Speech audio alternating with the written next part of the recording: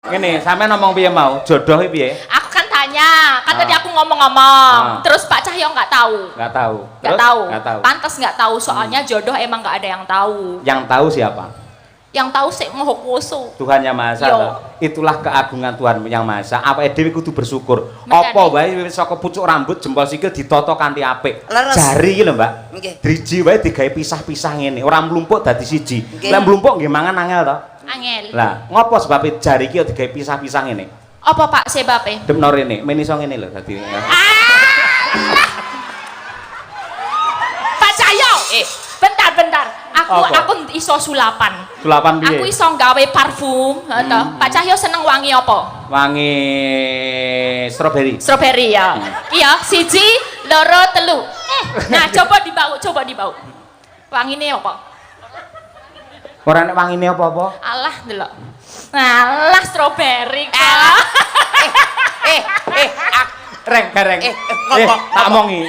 Iki rata isui 7 dina. Iki kejaba awake dhewe sak kanca komplit madang karasowan ana ing lapangan merah putih supaya luwih regeng luwih gayeng ana bintang tamune. Iya apa? Ya kuwi Mas Gareng Kabul saka Pacitan. Iya. Kuwi prasasak ra tau mulih ning Ponorogo ae terus. Karo iki bintang jane mbiyen kerep amor karo awake dhewe ning beberapa purnama iki ora kumpul karo Madangkara. Ya. Mbak Elisa Urcarus Halasu. Pancen tak sengaja kok, Nduk. Ora tak wenehi job. Sebabe apa? Mbak Lisa sampean yen urung putus karo pacare ora tak jak wayang aku. Saiki alhamdulillah wis pedhot. Nah, jomblo neh dhek wisan. Ha iya. Mula direwangi ngejam-ngejim lek nggih nggahke rega to kuwi. Ha iya. Alhamdulillah luar biasa. Elok temenanan iki meriah. Men saya renggep regu Mas Gareng wis lenggah. Ya. Monggo dibarengke wae Mas Gareng Pacitan bersama Mbak Elisa Urcarus Alasu Cahyo Kuntadi. Yuk. Jumeneng bebarengan. Ayo coba arum Bali iso diaturake. Yuk.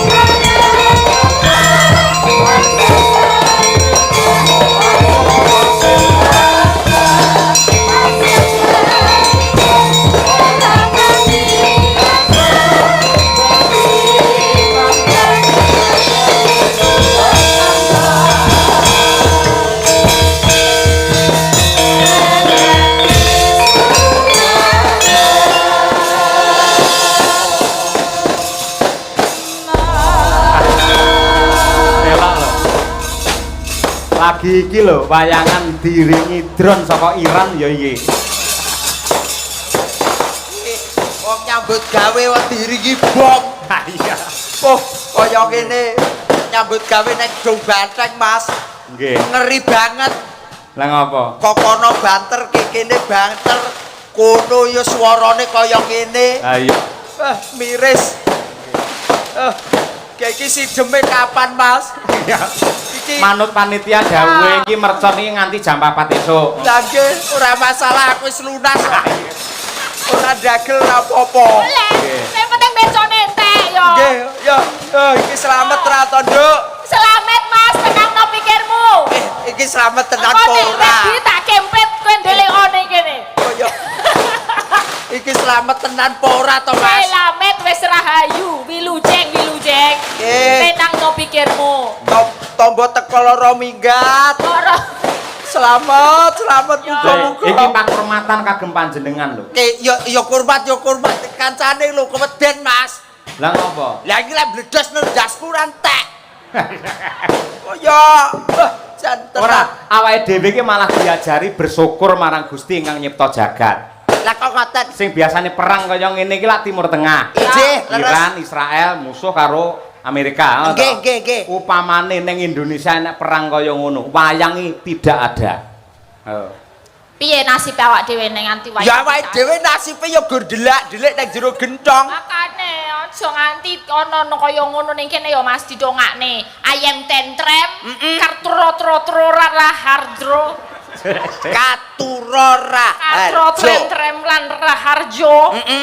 Kabeh ayam tentrem Tentrem nyawiji gotong royong. gotong royong. Ya ngono kuwi dongane, sing penting dongane, salah koto-koto wis biasa. Kata-kata. Rasah mendeli. Ya ora Aku ki nyawang kamu tuh pusing loh aku jan-jane. Lah nyapa? Motomu ning ndi ngono lho. Lha fotoku nang kene. Lah kan kalau gareng itu enggak tahu iku maniknya itu ning ndi ngono kan mumet aku lene. Kowe pengen arep dudoi manikku ngerti nggone piye? Iya Mas. Culeken.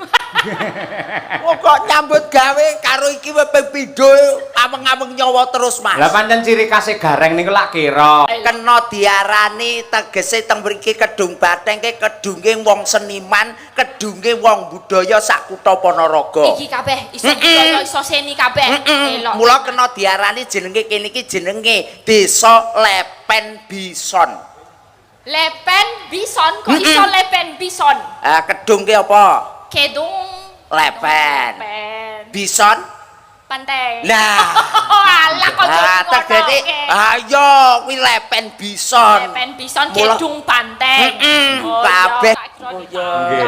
Nadyanto Mbak Lisa sampun dangu sanget dung banteng menika mboten wayangan. Nggih. Ning Leres. menika sampun menjadi cita-cita warga masyarakat akhirnya bisa terwujud pada malam hari ini. Nggih. Dengan presani sak lapangan penuh kaya ngoten niku dung Kebek banteng. banget tumplek-blek aku ra iso melebu tadi sampai parkir nih aduh. Kita di mau masuk sini kudu biak PN untuk. Ora sangalih rene sik. Nggih. Kono. Rene sik. Kono. Ora, empuk rong Mei rene sik ayo. Kono melu bapakmu kono. Melu kono. Piye, Aku tuh piye? enggak izin Bu. Halah ora Oh, saiki. bebas. Bu Kesil ya ini santai ngene lho.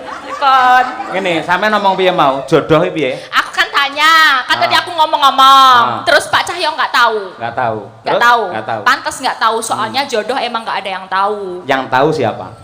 Yang tahu sih Maha Kuwasa. Tuhan Yang Maha Esa. Yo. Toh.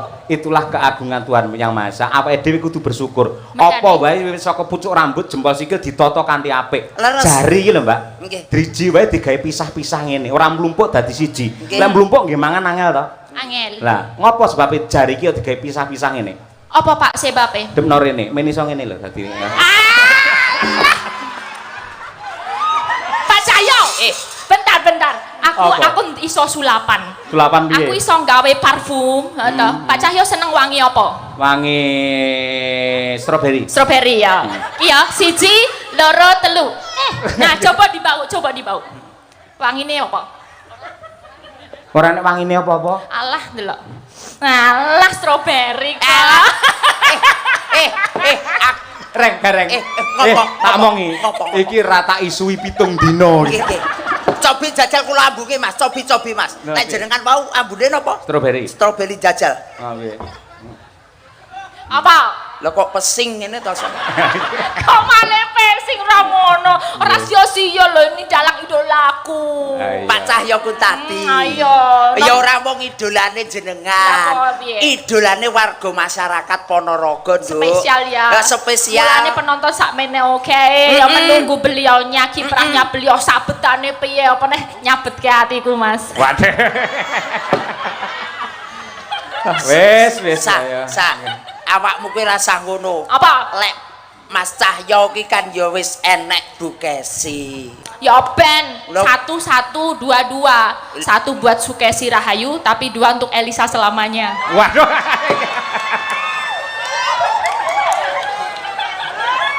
Aduh, bocah iki saya nekat e. Bareng kulino nge-gym saya nekat dhek malihane. Ayo. Kowe upamane dadi bojo sing kedua ya isih tetep tresno karo Pak Cahyo. Alah ya jelas tresno dina iki cacahe pira? Ana 7 ta. Ana 7 tak gawe beda-beda. Senin Selasa Senin Rebo. lah, Senin. Senantiasa mencintai Cahyo Kuntadi. Selasa. Ayo terus ora apa-apa. Terus. Walau Selasa, walaupun ngene iki ramene tapi Selasa milik berdua. Terus. Cuman buat berdua aja. Langsung Rabu. Rabu. Aku nggak pernah rabu-rabu buat membuka notifikasi dari Cahyo Kuntadi. Soalnya ngopo notifikasinya tak beda. Lha apa? Beda nih. Notifikasi munculnya neng HP, tapi geternya neng hatiku. Ini bareng suwi rame lu bahane wakeh malian. Ngopo? Berarti sing geter nek kene iki kaya atimu to. Sing geter. Ati ki neng kene kok neng kene. Iki mau Rebo, bar ngono Kamis. Chemistry-nya tuh selalu nyambung, mesti langsung jodoh chemistry-nya Pak Cahyo Kuntadi Elisa Orcarus Alaso. Ya Allah. Berarti kamu itu chemistry-nya sama Mas Cahyo Kuntadi luar biasa. Wis Biyen pas duwe pacar rawani omong ngono kuwi teh.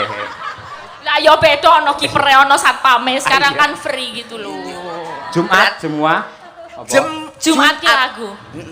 Jumat kamu sayangku di dunia ini.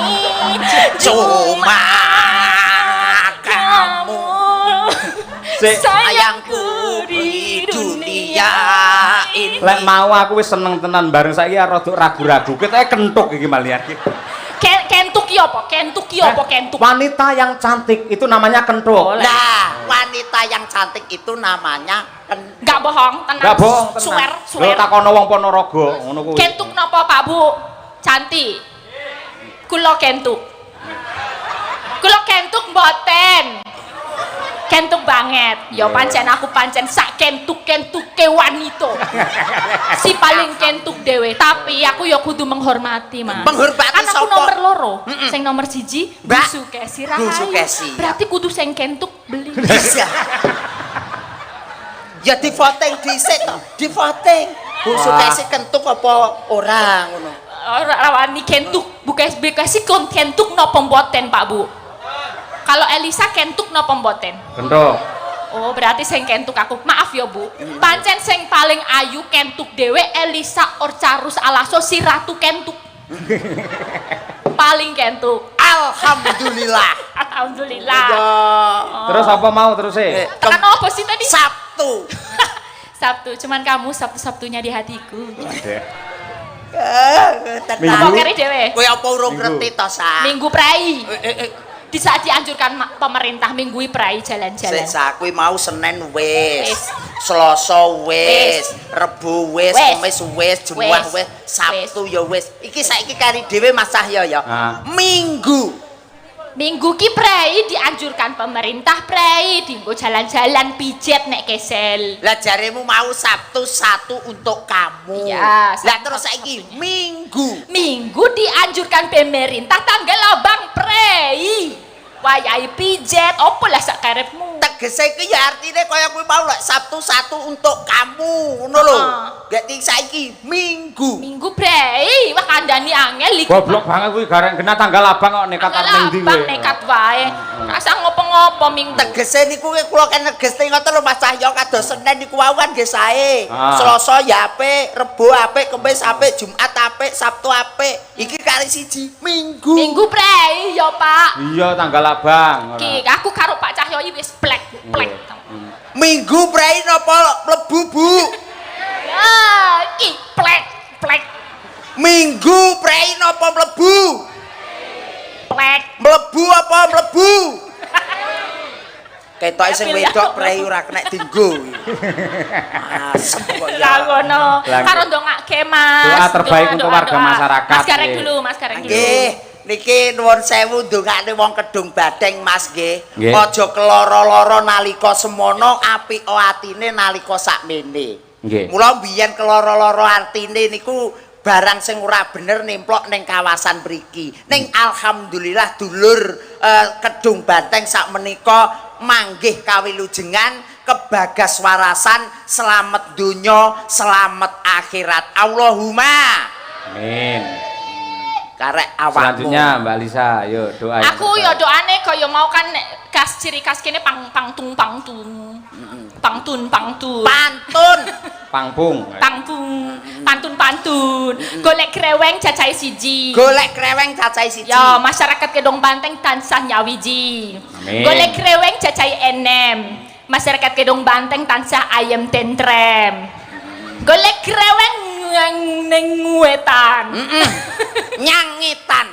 Golek kreweng nyang wetan. Terus? Masyarakat Kedong Banten diparingi ketentreman. Golek kreweng rupane ireng. Apa tegese? Wong sak Kedung Banteng sing wedok muga-muga meteng bareng. Aduh, ayo repot nek meteng bareng bidane piye? Ya ketok ndase didelepne neh. Kanca ngono ra. Ngoten-ngoten. Niki lho spesial niki Mbak Elisa. Iki wonten Nawala. Katur Ki Dalang Cahya Kuntadi saha grup Madangkara. Kula nyuwun gending Mawar Kuning dari Mbak Elisa. Nggih, dan lagu Bersih Desa.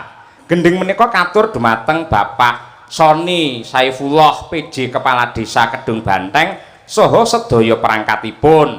Ketua Panitia Bersih Desa Kedung Banteng Bapak Haji Karsono saha sedaya panitia. Para calon haji hajah khususipun Ibu Retnowati nggih saha Ki Cahya nggih. Mugi-mugi tansah pinaringan wilujeng awit bidal ngantos konduripun dipun gampelaken anggenipun nindakaken rukun haji ugi mugia dados haji hajah ingkang mabrur barokah matur sembah nuwun saking kula Bapak Suwandi. Ha iki lho Mbak nggih Mawar Kuning. Mawar Kuning. Muga-muga dulur Kedung Banteng ingkang badhe minggah kaji dados haji ingkang mabrur. Amin ya rabbal alamin. Nggih, Pak Cahyo dan nanti juga akan berangkat kapan, Pak? Insya Allah tanggal 3 Mei. 3 Mei, semoga lancar semua, Pak Yoyo. Wis dadi haji so aku ra iso mbajul meneh aku. Oh, profesional loh Mbak. Haji itulah ibadah. Haji itu kan wayangan ya tetap wayangan. Oh gitu, tetap boleh gitu. Boleh tetap. Ya enggak enak lah. Izin, Bu. Izin Bu aja. Izin Bu aja.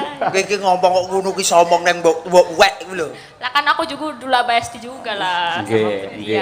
Lan kula anu Mbak Elisa nyuwun pangapunten dumateng sedaya para warga masyarakat ing Ponorogo sedaya kemawon kalebet ingkang ngejob kula ing bulan Mei mboten saged kula tampi.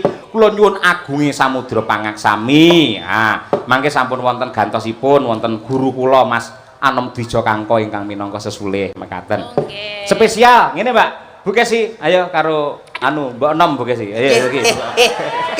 Oh, iki duet wong loro mantap lho Reng. Nggih ngeten iki lho, wong ngeten iki jarang sanget lho Mas Cahyo. Lah iya. Biasane ndek bojo loro ki sing sitok ijir-ijiran bae ngoten. Heeh. Ning nggih bengi niki muga-muga ora. Ayo. Ndongakno Mas aku ya deg-degan ini padha wae. Ya awakmu deg-degan iki kene kudu nesune mboten umum. Sini kok ya. Asline ya ngempet kok ya. Iya. Biasane spesial engko bawane Pangkur Semarangan duet Mbak Elisa karo Bu Sukesi Rahayu Mawar Kuninge terus berdua. Lho, kaya ngono kuwi. Elisa, Iya, Bu. kamu tenang aja sama Bu Kesi. Yeah. Kalau di panggung, di pegelaran malam hari ini, Pak Cahyo itu milik umum. Oh nggih. Sik, Bu, sik. Omonganmu ra penak. Milik umum mak padake WC ngono piye iso? Boten, jadi kita itu harus profesional kerja. Teng panggung niku guyonan panjenengan malah tak anjurkan untuk berdialog kalih bintang tamu. Betul. Guyon maton, nyerempet sithik ndak apa-apa. Mergo atiku ki wis tak siapke dadi bojone dalang niku Mbak Elisa. Atine kudu jembar, padang lembah manah ora kena cemburuan. Lek cemburunan, wah lek kurabi karo Pak Cahyo ora bertahan 16 tahun. Ya ra? 16 tahun loh Mas Kareng. Iya lumayan. Ning asline ya ngempet tok. Ora ngompori ah Mas Kareng iki lho. Asline ya ngempet. Kowe aja ngawur, Reng. Nuwun sewu, lek aku ora tanggapan karo Bu Kesi. Anak-anak tak kon ning omah, aku lunga berdua. Kalih Bu Kesi. Lho ning mall ngono kuwi. Mesti mesra romantis tak gandeng tangane. Jenengan kali Mbak Kesi? Angger ning mall mesti digandeng. Gandeng. Mergo ora tak gandeng, ora tak cekel tangane. Kuwi njupuki apa-apa deh. Tak kira kira nek mesra ngono plane. Ayo to. Kira Mesrane mung karo awakmu El. Mosok enggak Tenan. gitu, Bu. Neng aku upama tenan karo awakmu aku malah beneran kok El. Kok beneran diribet lho, Bu? Penak tanggung jawabku iku ngopeni bojo sing kaya ngono gagahe iku penak. Engko misale aku kesel, awakmu sing gentini jeti. Loh, bojo dalang kuwi wah rumangsamu abot lho El. Ladenane kuwi abot. Kadang-kadang lek esuk nyuwun susu. Awan nyuwun kopi. Bengi nyuwun wedang jahe. Lah aku lek mendina nglayani dheke kan yo kesel to El. Repot nggih, Bu. Repot. Oh, jadi Lagi bagi iki lho, tugas. Lagi iki nyeluk bojone iso dheke lho. Iki Elisa karo Bugesi padha ae asine iki ora. Lek omong do ting tepet cotot kabeh ora. Yo diwiti saka Mbak Lisa dhisik coba kaya apa. Ayo sing nom dhisik. Ya nggih. Izin ya, kakak tertua ya. Iya. Iya Adinda. Baiklah Adinda. Maduku. Aku lagi ngerti wong loro rukun seneng mboten Mbak. Jan Ditenanke apa piye? Napa? Tenan apa piye? Tak Ah, lamarke. ampun, Bu, ampun. Pripun? Tenan apa piye? Sambil siapa. Ora apa-apa lho, tenan lho. Ya Bugesi. Bu Lisa. Ah, mulai buyar. Mah Iya, Elisa. mulai ini kan. Iya. Moga Mingkar mingkurengang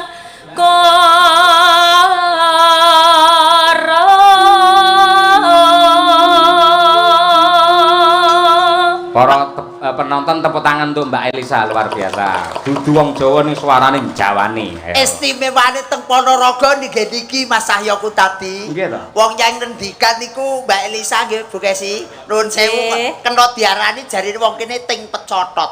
Ning yen nembang niku suwantene jos. Sae Nggih. sanget.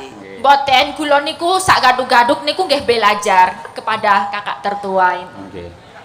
Inspirator saya. Sak gaduk-gaduk iki apa to, Sak Dik? gaduk-gaduk itu sebisa-bisanya. Aku kok Sesampai-sampainya segaduk-gaduk.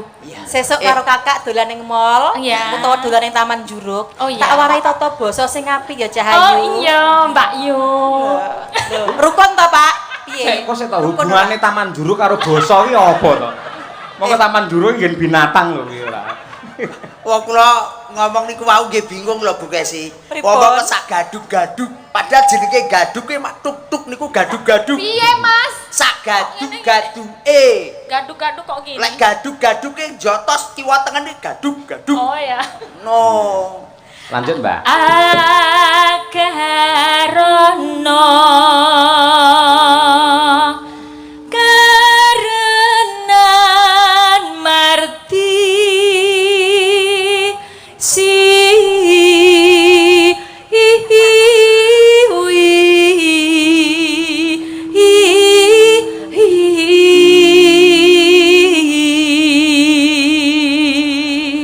Hup, oper Bu Kesi. Ya Bu, aja kalah karo adimu, yuk.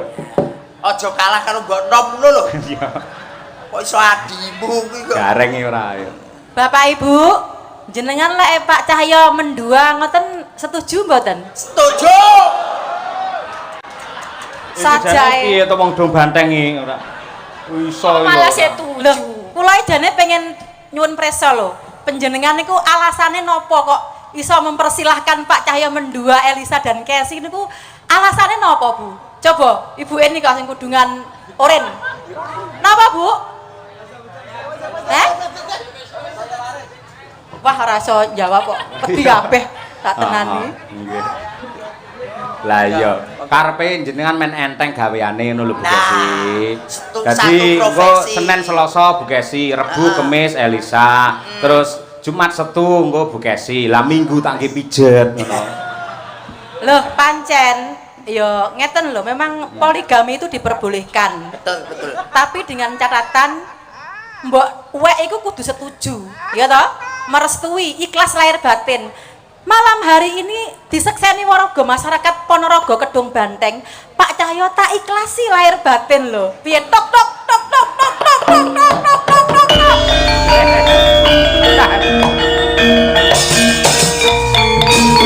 Sik Bu Kesi, tak sawang kok kene sampean ngomong ikhlas ning kok nggen dhuwur gelungan kemendeng metu keluke to. Wong jenengan kok ketawis teng mriku kemendeng, Mas. Lah nek keng mriki niki ketawise Mbak anu kesi bahaya, Mas. Napa? Mekrok ngoten. Makrok. Modele kaya arep teladung. Ora, apa ketok aura aku lek nesu? Ora ketok. Gak ketok. Buktekno Bu Kesi. Yo suaramu kaya apa? Ayo iki ratune Pangkur Semarangan iki. Ayo iki.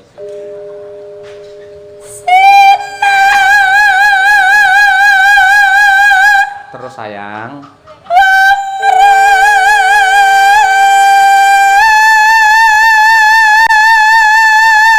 Oke, baby.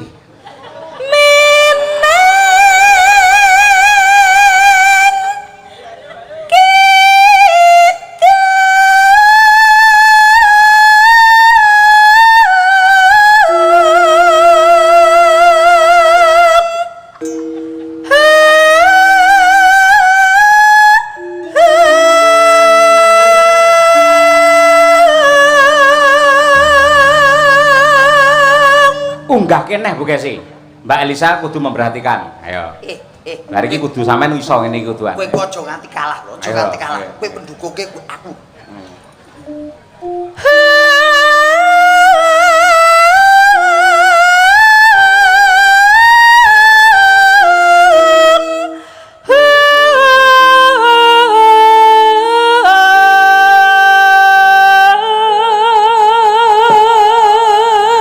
Tepuk tangan Bu Kesi. Oh, istriku memang luar biasa. Mbak Elisa aja nanti kalah. Sampean kok iso ngono? Gamel aku peken. Ayo. Ning bunang tok nggih. Dodol es lho Bu Kesi. Tak kira lek kabeh. Iki gamelan mas kawin. Ha iya. Nalika awake dhewe rabi, rek yen pengen menehi Elisa sampean kudu sembodo nukokne gamelan anyar ditulisi CE. Apa kuwi? CE. Cahya Elisa ngono. Iya. Lek iki kan sing mereke KS. Apa kuwi? Kesi. Malah kondang Sutresno. Kesi Suloyo. AKS kok. Mosok yo kace. Kudune kace kok yo. Iya arep muni kace. Ayo Bu Kesi, anu Mbak Elisa diterokne Bu Kesi iki mau. Kayak gitu. Kayak gitu. Kulo gak sageti. Tak beri semangat dari sini. Bisa, Ayo, Adik, oke. bisa. Masih semangat Bisa, ya. Adik. Ya. Tak wangi donga, Nduk. Kok kene tak wangi donga. Aja karo kalah ate karo mbok wek. Nggih. Kan ya. Sik contone pesan khas Bu Kesi. Ayo Bu Kesi pesan khas. Yo.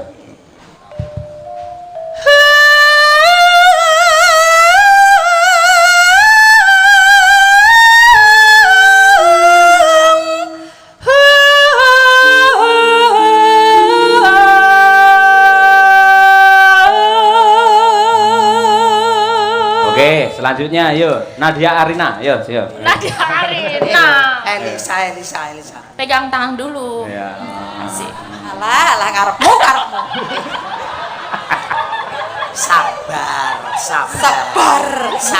Innallaha ma'as-sabirin. Wong sabar dadi kekasih. Sekali merdeka tetap merdeka. Padung tak supporti kok ngono kok malah. Desa, ayo. Merdeka tetep Coba sa. merdeka. Mepsa, ayo sa, ayo. Iya.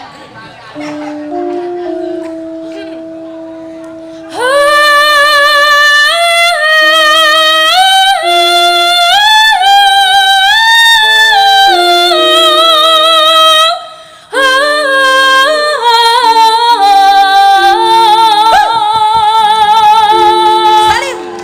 Selamat adikku sayang. Iya. Iya.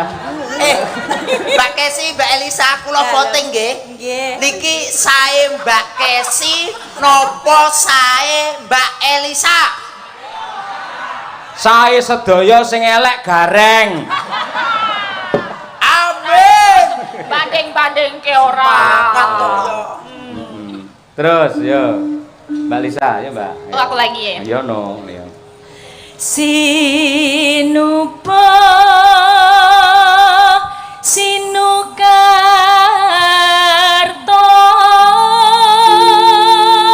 Mreh Kretarto Pakartine ilmu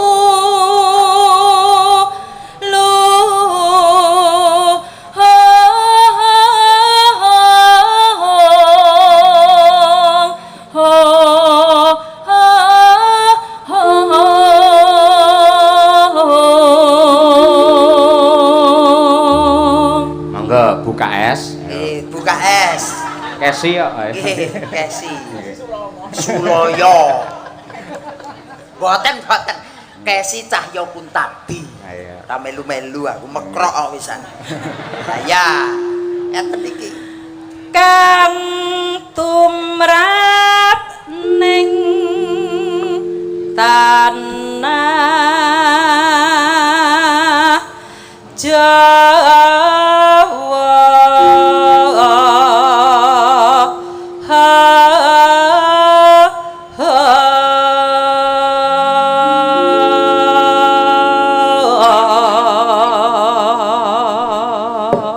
untuk menunjukkan kekompakannya bareng Mbak Lisa karo Bu Kesi. Coba yang kompak tenan berarti atine ya dadi siji. Ayo. Nggih. Ya, pancen penake bareng lho, Er. Nggih, Cobi. Nggih. Ayo Yo. sayang. Ji, rok lu. Agama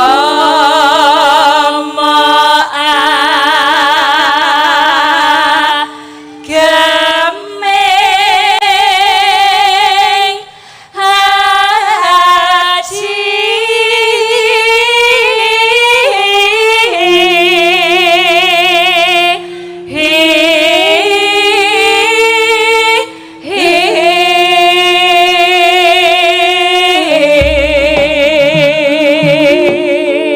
Para lenggah tepuk tangan untuk dua-duanya luar biasa, serasi kompak seimbang dan Matur nuwun. terasa. Ayo nggih. Mugi-mugi warga masyarakat Kedung Banteng mriki terhibur, atine seneng, terus tahun ngarep nanggap wayang Pak Cahya Kuntadi maneh. Nggih. Bajute adalah mawar kuning. Mbak Elisa nembang mawar kuning saged? Saged. Nah, bonus 100.000 rene ya. Kalah. Ya ampun, aku ya melek to ya. Bu Kesi, mawar kuning saged? Saged. Mriki kula iki luman ya karo wong-wong nggih. Matur nuwun Pak Dalang. Mas Gareng, Dalem. mawar kuning saged? Boten. Nggih pun, nggih. Mang merongos mriku. Ora masalah, terah yo nasib kelek sobek yo ngene iki ora masalah. Yang penting kula tesih hoping kali Mbah Sekuwung ya. Mawar kuning. Mawar adalah bunga yang indah merekah, kuning adalah emas. Semoga bersih desa Kedung Banteng tahun 2026 menjadi indah merekah menuju zaman keemasan. Dados.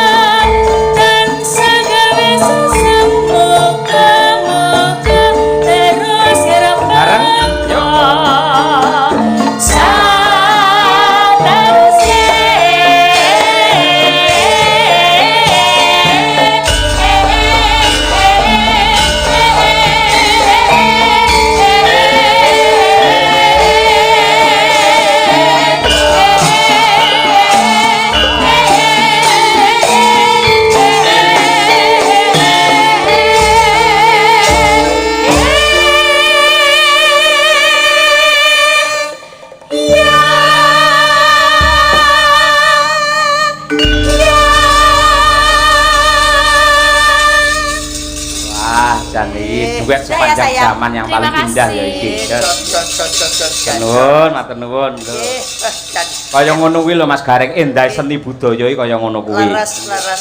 Kula ditresnani dulur wonten ing Laladan Kedung Banteng. Nggih. Wong kuno diarani keserasian di antara kita dan kita. Leres. Kula bersih desa iki dienekne sedaya masyarakat Kedung Banteng Nggih. manggih kawilujengan kebagaswarasan, slamet donya, slamet akhirat, kabeh usahane iso lancar. Ora ana bebendu, ora ana mala sing tumiba marang sapa wae. Leres. Mila bersih desa menika kejawi atur kurmat dumateng para leluhur ingkang babat wonten ing Dung Banteng.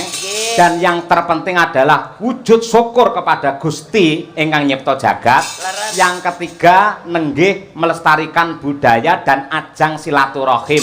Menawi bersih desa ngeten iki mbuh agamane apa, mbuh golongane apa, mbuh biyen nyoblos apa, ning yen wis kumpul dadi siji sak lapangan anane mung seneng ndonga bareng untuk kesejahteraan warga masyarakat Dung Banteng.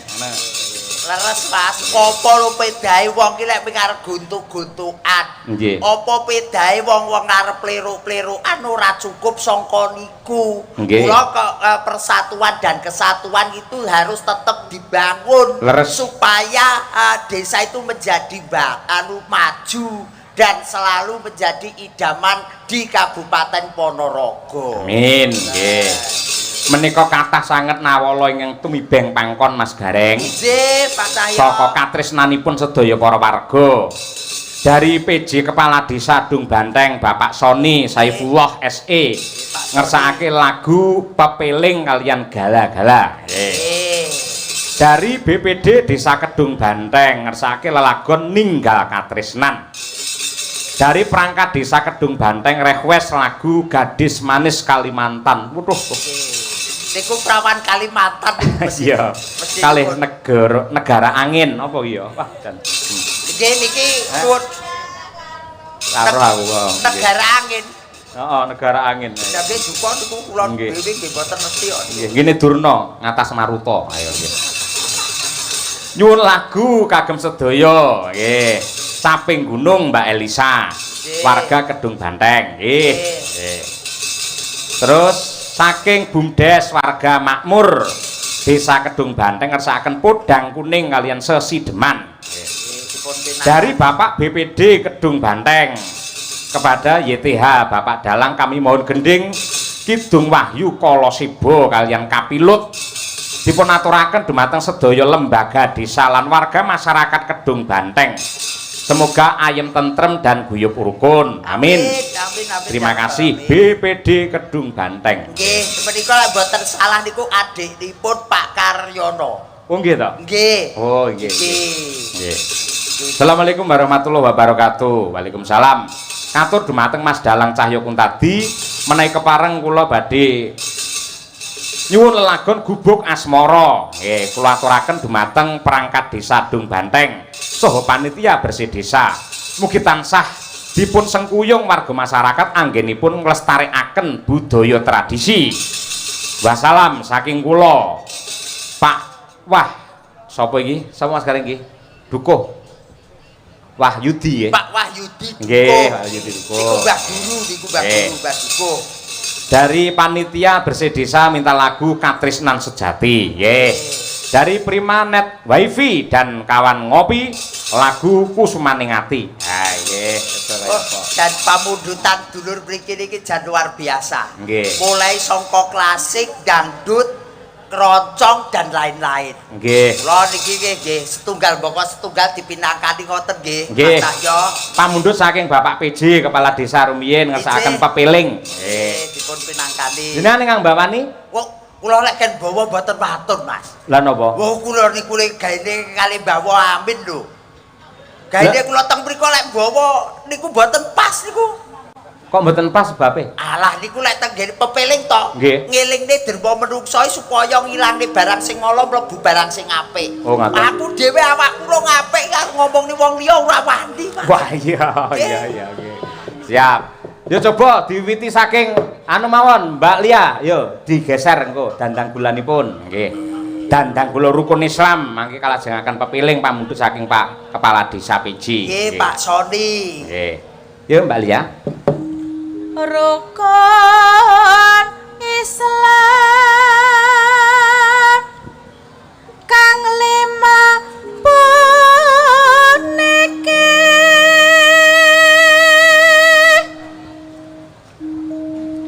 katindakna mreng para sasema. Oh, nglerek Mbak Tri Hastuti Retnawati. Aja nganti ditinggalke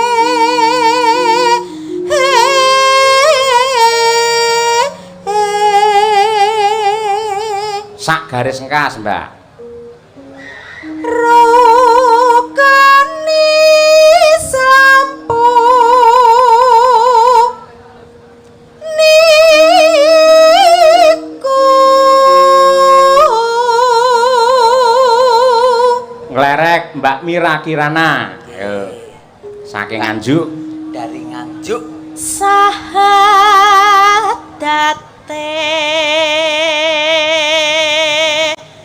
kang angka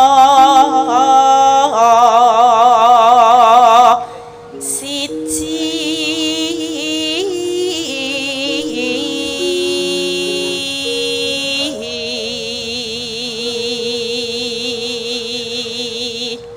Mas Cahya. Dalem. Menika ugi sedulur sedaya utawi Mbah Lurah sak Sukorejo. Sak kecamatan nggih, Mas. Nggih, menika rawuh sedaya, Mas. Nggih, sembah nuwun Bapak-bapak kepala desa ing wewengkon Sukorejo, sugeng laras, sugeng midhangetaken. Neh, sak garis engkas, Mbak. kang angka loro salat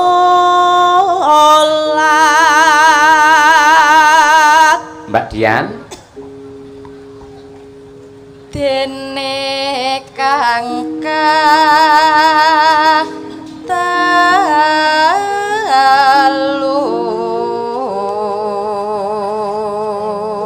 Sak garis melih. Ramadan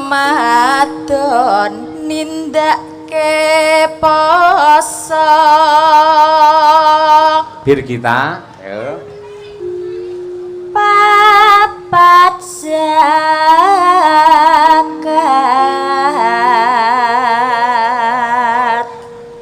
ping 5 ngibadah haji.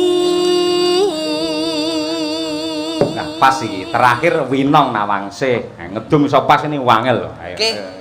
Jenengake wonten luar biasa kados Mbah Lurah Pak Soni. Ah, iya. Pokoke lek ngedum ki ora tau cecer. Lah nggih to, Mas. Pokoke arep pira-pira ya tetep didum padha. Leres. Ya. Rukun Islam sampurna.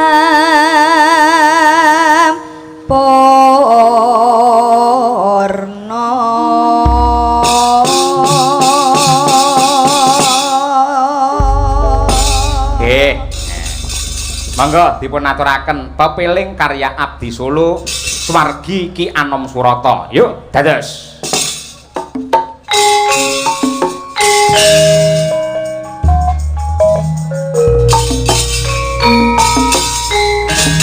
Mbak Mira dan juga Mbak Dian Munasiro. Monggo, silakan berdua. Mbak Tri Hastuti yang ketiga. Yuk.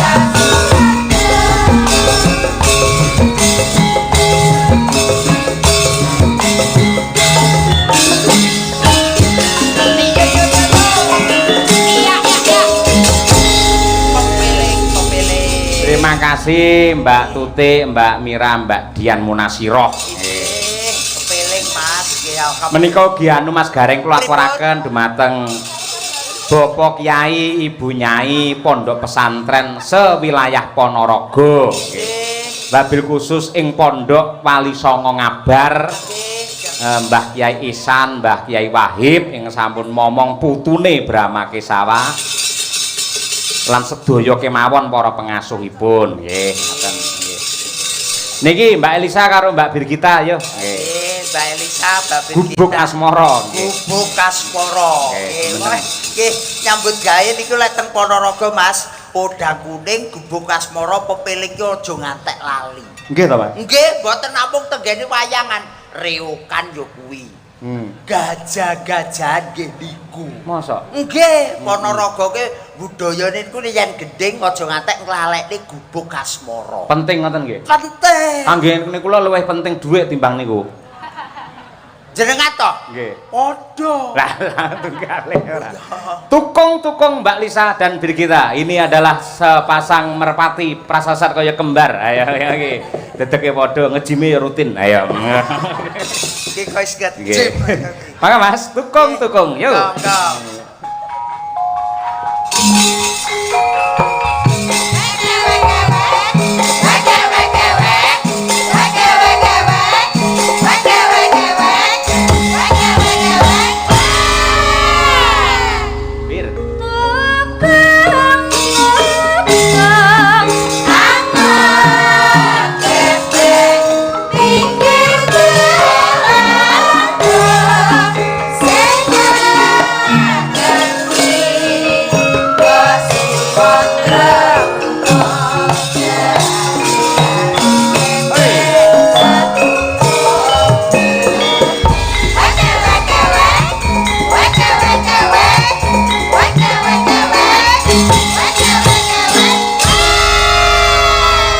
Napa leres to Mbak Lisa ingkang dipun dawuhaken Mas Gareng menawi kados pepiling Gubuk Asmara menika klangenanipun Mbah Ponorogo. Leres sanget wonten pundi papan setiap acara bersidesa mesti ada permintaan itu. Oh, ngoten. Ya, selalu nggih. Nggih. Waktunya buka puasa. Buka puasa. Waktunya sahur. Oh ya. Niku kangge pengiling-iling awake dhewe syukur karo Gusti nganti jam 12 iki tasih dipun paringi sehat walafiat ngoten. Ki wong bawa Gubuk Asmara ki ya dawahe jam dinding mania. Jam dinding mania. Ya, mania. Ini kita kirimkan untuk seluruh Mbah Lurah yang hadir. Mbah Lurah Sono Keling juga kemarin kita di sana beliau hadir dan juga semua Mbah Lurah yang hadir pokoknya tanpa terkecuali terima kasih. Betul. Anu Pak Trimo juga penggemar wayang semua nggih. Alhamdulillah. Kok aja doa kerap men to karo Mbah Trimo bareng. Kandhane kok. Oh, wong bediten niku jan CS Elisa lho Mas niku. Oh alah, kula dereng kenal, dereng nate ditanggap marai ayo. Tapi hadir terus kalau panjenengan ada wayangan, Oh, Mbah Trimo tuh pasti nyusul. Oh, nggih sembah nuwun Iya. Mbak Trimo. Anu Pak, kalian ngaturaken wilujeng dalu Mas Arif Nglumer. Mas Arif Kowe yo kanca to. Kowe kanca apa ayo ayo. Kowe ana apa karo Mas Arif Nglumer? Loh, Mas Arif Nglumer ini setiap Pak Yoyok Mayang itu selalu hadir, selalu ngomen apa itu postingan TikTok saya selalu dikomen. Setiap Pak Yoyok apa setiap Birgita hadir? Ya siap aku bareng. Iya. Oh, kuwi lho nganti untune dibegel kaya ngono lho. Saking ngefane ben padha kok. Nggih. Niku tebih lho saking Lumer Madiun Betul Kota Madiun rada rono to. Ya arep pengen ro Birgita karo Elisa ngono wae tenan. Diwangi suk-sukan teko kene. Ugi kula aturaken dhumateng Bu Sri, Pak Jono tebih saking Surabaya menika nggih selalu rawuh. Alhamdulillah. Nggih. Saksi-saksi dari Magetan, Blitar, merapat matenun. Nggih. Kita apalah kita tanpa penggemar ya Pak Yoyo. Betul, nggih. Monggo bawanipun dhisik coba kaya apa? Ayo kowe sik Bir. Lunduk Kasmara. Nyingkar nyingkur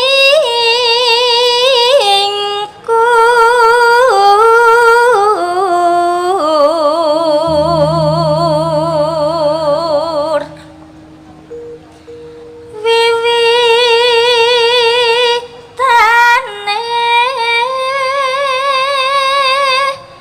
nyingkar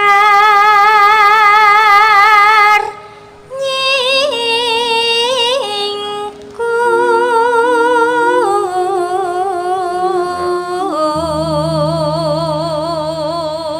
Mang Matne niku Mas Gareng. Nggih kula Mbak Lisa karo Mbak Birgita iki kaya kakang adi lho. Nggih tenan kok ya. Ngelak to. Jan sumpapno lek cara wong Jawa ki glathik tunggal sak gawa. Oh iya to. Nggih glathik tunggal sak gawa. Nggih. Gila apa wi glatek ninggal apa? Glathik tunggal segawa. Tunggal segowo iya apa? Segawa ke bentuke ki wis to aku tak WA. Ya kok dadak Jelas loh, keterangannya kudu jelas loh. Yo jelas Emang WA-mu wis dilebokke WA-ku. WA-mu rata apik. Sing dilebokne mbek aku kok asline.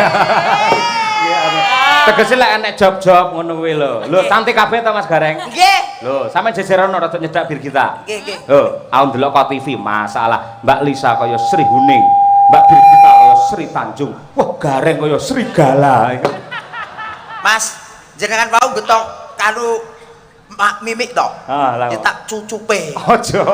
Serigala. Aja nesu ngono kuwi ayo. Nggih. Gaga. Yo, Mbak Lisa. Ayo. lingsem yen kemutan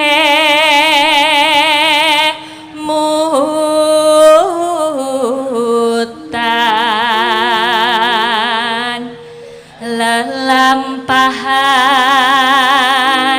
kang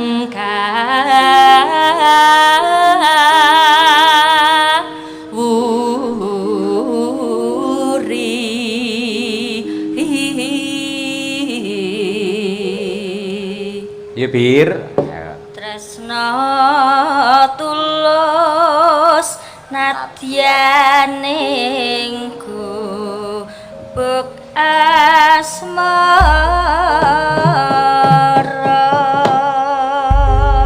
Jan apa-apane kok ya padha to, Bir? Iya. Diteke lho Buku padha. kita juga sama. Kayak Iya. Lah kuwi lho sikile masalah drijine ya 5 kabel. Gareng kok iso 6 to reng kowe? Yo 5 to 1 2 3 4 5. Oh iya ding kaya 6 tak sawang kok kene ayo. Lah iki oyote kok. Wah ya. Lah Mbak Birgita bengi iki lho Mbak Lisa, ketok le sopan santun halus. Oh, biasanya. Biasanya rada brutal dhek. Oh, lah kok ngopo kok beda? Sebabnya apa, Bir? Gitu goni Pak kula, Pak. Oh, wis duwe satpam. Nggih, ngene kuwi. Ya rasa diang. Kasar to. Layak to aku mau. Oh ya, Mas Arif teko kok terus yo. Iya, kula kudu halus ngono wi. Dadine wis Arep ya goren. Ayo. Ya Mas Tiko apa mau ngangge kopiah ya meh padha lho asine. Ayo. Dan Elak. tenanan kaya gurin nyandi ya biasane ku wedhek karo Elisa aku. Ayo. Engko jogete kudu padha. Ayo karaktere kudu padha. Ayo. Oke. Oke, Pak. dibuktikan kepada para netizen. Monggo. Gubuk asmara. Ya, yuk.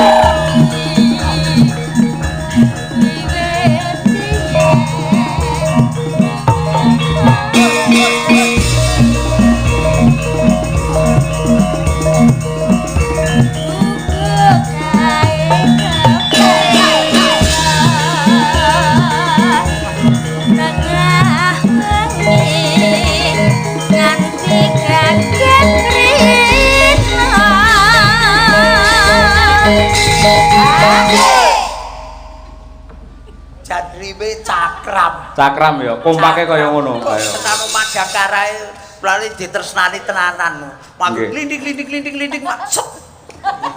Gamelan kok klinting-klinting. Lah yo ki mau lho iramane klindik-klindik set. Kaya kira dikalungi ya klinting-klinting. Ayo. Moga-moga. Coba. Catatan sajrone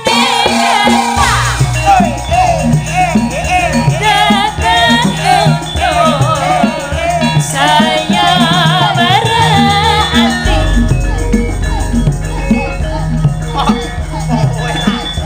aku gawe dadi ayo bin berko lere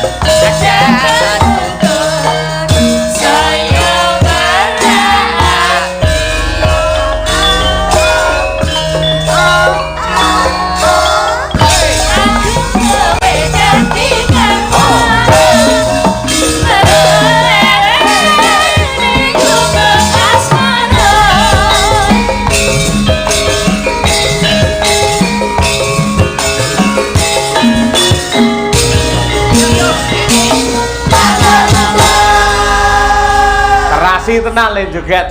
Dan kaya Mimin Apri.